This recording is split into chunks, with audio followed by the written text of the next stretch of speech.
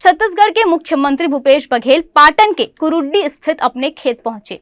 यहाँ उन्होंने धान फसल की कटाई की और छत्तीसगढ़ी परंपरा बघौना परंपरा को निभाया। इस दौरान उनके साथ उनकी पत्नी मुक्तेश्वरी बघेल, बेटे चेतन बघेल समेत परिवार के अन्य सदस्य भी मौजूद रहे। भूपेश बघेल ने छत्तीसगढ़ में हाल ही में हुए विधानसभा चुनाव के वोटिंग के बाद फिर से छत्तीसगढ़ कांग्रेस की सरकार बनने का दावा भी किया। मुख्यमंत्री बघेल ने कम सीटों पर सरकार बनने के बाद ऑपरेशन लोटस की आशंका पर भी बयान दिया। प्रत्येक किसान अपने फसल कटाई के बाद बढ़ोना करते हैं, तो आज हमारे यहाँ फसल कटाई के काम पूरा हो गया है। तो आज बढ़ोना का कार्यक्रम था जिसमें पूरे परिवार के साथ आते हैं और धरती माता की भी पूजा करते हैं और फसल की भी। तो आज वो संपन्न हुआ है और खलिहान में भी अब ये धान जाना सोसाइटी में शुरू हो चुका है। हाँ, पिछले समय नहीं ले पाए थे हम लोग, पिछले समय लोन नहीं लिए थे, इस समय नहीं लोन तो होगा। खैर, जो मेरे नाम से जो खेती है उसमें तो हम लोग फल की सब्जी करता हूँ। ये भिलाई स्टील प्लांट है। भिलाई हमारे दादाजी की मालगुजारी थी और उस समय लगभग 150-200 एकड़ जमीन वहाँ निकली, जिसमें भिलाई स्टील प्लांट में 18 गांव निकला, जिसमें हमारा भी गांव की जमीन गई। तो उसमें तो कह सकते हैं जो भिलाई स्टील प्लांट है वो हमारे भिलाई 3 के जो नाम है उसी से स्टील प्लांट बना है। तो ये बात की खुशी है कि इससे लाखों लोगों को रोजगार मिल रहा है। मतलब ये मान चुके हैं ना, वो हार रहे हैं। पहली बात तो ये है वो अपनी हार मान चुके हैं। दूसरी बात अंकों की बात है। तो मैं समझ रहा हूँ कि पिछले समय जितनी सीटें मिली थी उससे अधिक ही सीट मिलेगी, तो उनको खेलने का मौका नहीं मिलेगा। अब वो 3 तारीख तक तो कुछ भी कर सकते हैं जब तक रिजल्ट नहीं आए। ये नेशनल हेराल्ड की संपत्ति जब्त की, वो तो ट्रस्ट है और ट्रस्ट है, उसमें कोई जो सदस्य है वो तो कोई प्रॉफिटेबल ट्रस्ट तो है ही नहीं।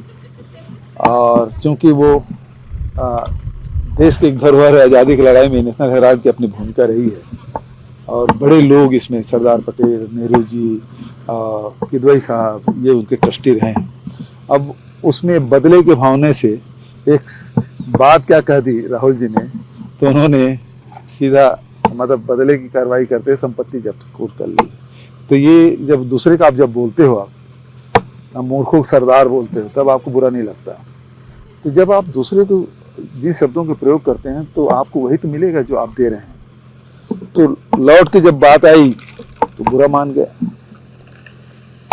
तो जब आपको उन शब्दों को प्रयोग करना चाहिए खुद को जो आपको पसंद है, आपको जो नापसंद है उन शब्दों को दूसरे के लिए प्रयोग नहीं करना चाहिए। और प्रधानमंत्री जी से यही कहूँगा कि आपको ये शब्द पसंद नहीं है तो दूसरे के लिए इतने बुरे शब्द क्यों बोलते हैं? आप मीठा बोलिए, आपको मीठा सब जवाब भी मीठा मिलेगा। मैं तो नाम ही नहीं ले रहा था, आप ही बोल रहे हो, है ना? क्योंकि पता नहीं यदि वो शब्द प्रयोग कर रहे तो पता नहीं आप कहाँ गाज गिरे, किस बात पे बुरा मान जाए और कब किस पे गाज गिर जाए।